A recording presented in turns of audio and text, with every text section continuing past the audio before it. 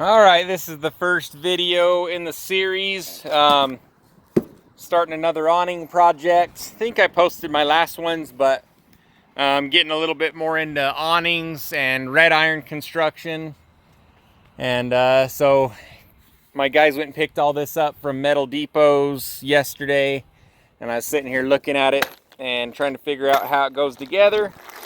And I think I got it all figured out. So this is a 22 foot wide is what I ordered. 22 foot wide by 35 foot out from the building. And so I didn't fully understand it because there was no, it's not what I'm used to. There's no post brackets. There's nothing but 10 of these, which I believe are called purlins. And then there's 4 of these, which are called receiver channels. There's 6 4-inch by 4-inch square posts. Looks like 14 gauge to me. Receiver channel is 20 foot long. Purlins are 24s. And then we've got a stack of panels. So we had a galvanized uncoated sheet up top, and I didn't know what that was, but I'm realizing that was for protection, even though they cut it still the same as mine in 2 sheets. So then we've got 16 sheets total, and we've got a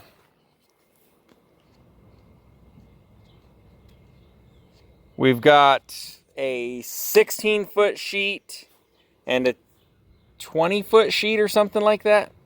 16 and 20. Yeah, that would make 36. So yeah, that's 16 and 20.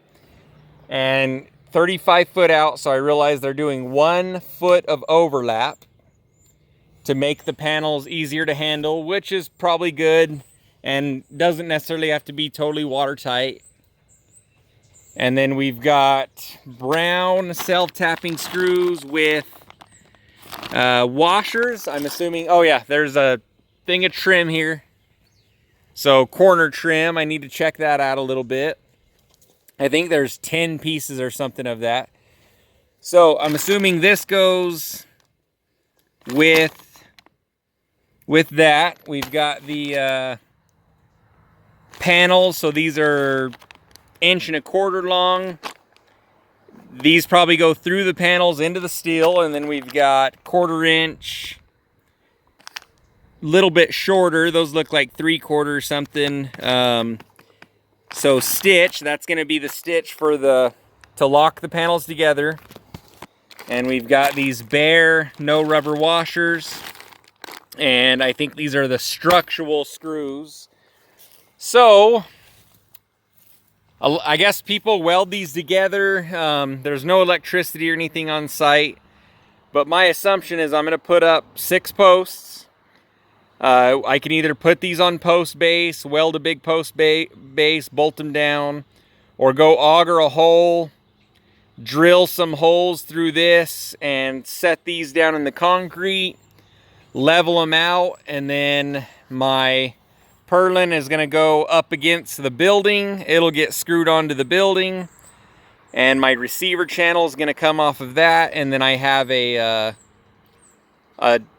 another purlin all the way at the end, and my 4 receiver channels down the side. All my purlins, my panel goes right on top.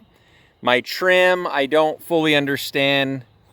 I'll have to measure the trim, but I'm assuming there's just trim down the sides. And I don't think this gets trimmed. I think this is going to be bare because it'll catch leaves if I don't, if I close it off. Still got to figure out what to do with that. But yeah, so that's the width. Oh, so also 24 foot, and my panels are, so what did I say? 8 panels are 24 foot. So I sold the customer a 22 foot, and there's no point in going and cutting all this down. It's just extra labor to cut a panel in half and then to cut all these purlins. So he's gonna get a 24-foot awning. So that's one thing I realized, is you might as well sell these things in 3-foot increments and it'll be less work. And also you could probably sell these in 10, 12, like basically divisibles of 20 or 24. I'm not sure how long purlins get, but basically sell them in the divisibles of the dimensions that this material comes in. That way you don't have extra. We're not just cutting these things apart and then just having, what would I have, 2-foot pieces of purlin, which is just a waste of material, and it's extra labor to cut all those. I'll just give them a 24-foot wide awning.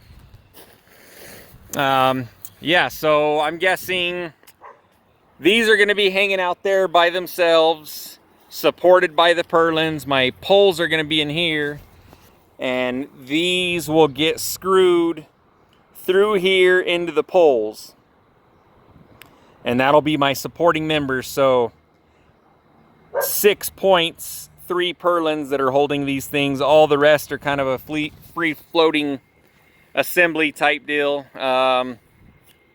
And then I'm still missing trim that goes up. I think it's called die-form trim. I have a piece around here. I'd have to go looking for it though, but so actually it might be in the back of that scrap truck. So I have my own awning, my own patent on an awning and everything. I'm just branching out because my awning is limited. It's all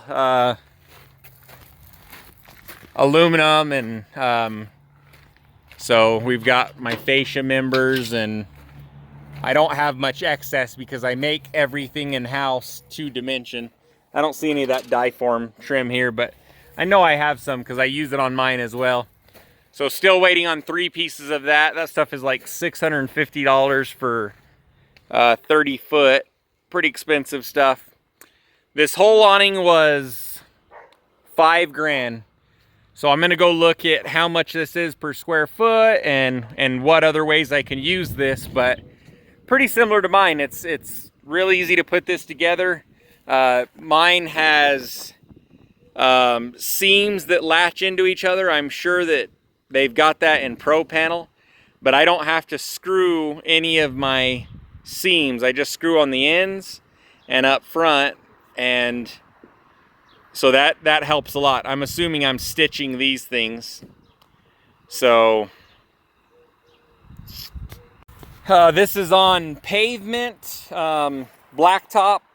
So I've never cut open blacktop before. I've got a demolition saw. I got to figure out the correct tool to cut open pavement, and then I got to take my auger. I've got a 1-foot auger on the back of the tractor, 3 feet. So I'm gonna drill in. I got to talk to the engineer and see how far down I have to go. 3 feet seems like plenty, but I could be wrong on that. That's a hell of a base, but I'm gonna have to have all those bases and everything engineered, and then some people said, well, you can't put that material directly in ground and all that, so I have to figure that out. In my experience, post base are more wobbly than shoving these things directly in the concrete. But these things are getting cut down. This awning's only 15 feet high, which isn't that high for 14 gauge, and there's 6 posts, so I should be fine. And it's bolted to the building, which is a big red iron steel building. So nobody on YouTube has ever showed the prep work. They're always showing assembling the building. So the other thing is there's a lot of rust on these. This is for a church, so I can't just put this up and not worry about what it looks like if it was for a hay barn. So I'm probably gonna have to paint all these, which is, I did not put in the bid. I'm gonna have to eat the painting on these things, which kind of sucks. I'm not gonna change my bid because I didn't, I haven't messed with this material. Totally my fault. And then I need to make sure that their colors match properly, because I took them a sample of the metal that was on the side of the building and the trim, and I don't think that these match. This one I'm not worried about, it's close enough, but I might have to change this out or paint it. Oh, and it looks like, oh yeah, there's some drip rail, right? So I didn't see that, but it looks like there's some drip rail for the face, and then this is the corner trim. So I still need to get it. There goes the rain. So yeah, the only disappointing thing is paint. If I paint it here, that's probably fine, that'll work, but then I'm gonna have touch up, and then if I paint it on site, that's probably a pain in the ass. I would like to just be able to go get this thing up in one day. But if I didn't say on a previous one, no one's ever showed the prep work. So a lot of people have weld-on clips on the purlins, and they're doing all the cutting and prep work at their shop before they go put up these metal buildings. I haven't seen any YouTube videos or anything of people showing the prep work and laying these things out and trying to get everything done at the shop before we go to site. So yeah, I'm going to show a little bit of that, see how it goes. I got to figure out cleaning, painting. I don't think I'm going to, I have to cut the receiver channel down because that's 40 foot. So we need to cut 5 foot off, whether it's 5 foot off of each post, or if it's just, or 2.5 foot off of each post, or just 5 foot off of one.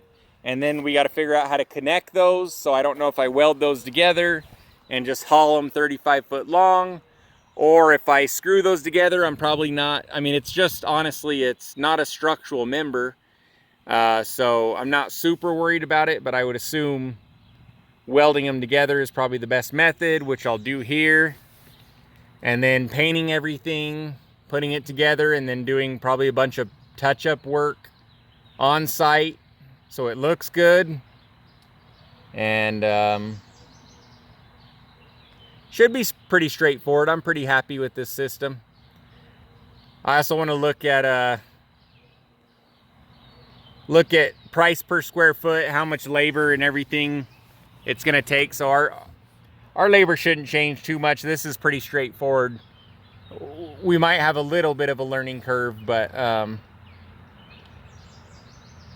yeah, I want to see how this compares to other methods, and then see how big I can build with this method, because this is not I-beams and stuff. So I've got some quotes out for some 30 and 40 feet wide awnings, and I know that my limit here is 24, I think, is the limit of a span of a purlin without another support. So once we go over 24, we end up with I-beam, and then the price skyrockets like crazy. So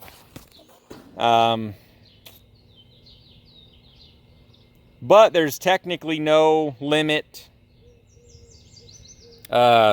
lengthwise on this system. Anyways, that's me. Enough of me ranting. Like, subscribe, follow along if you're interested. Got a lot of other projects going on. I think there's some videos I missed uploading. I'm going to check them today on some other awning projects and some other stuff I was doing. But yeah, if you're interested in red iron construction that's maybe not as heavy, maybe you're wanting a lighter structure.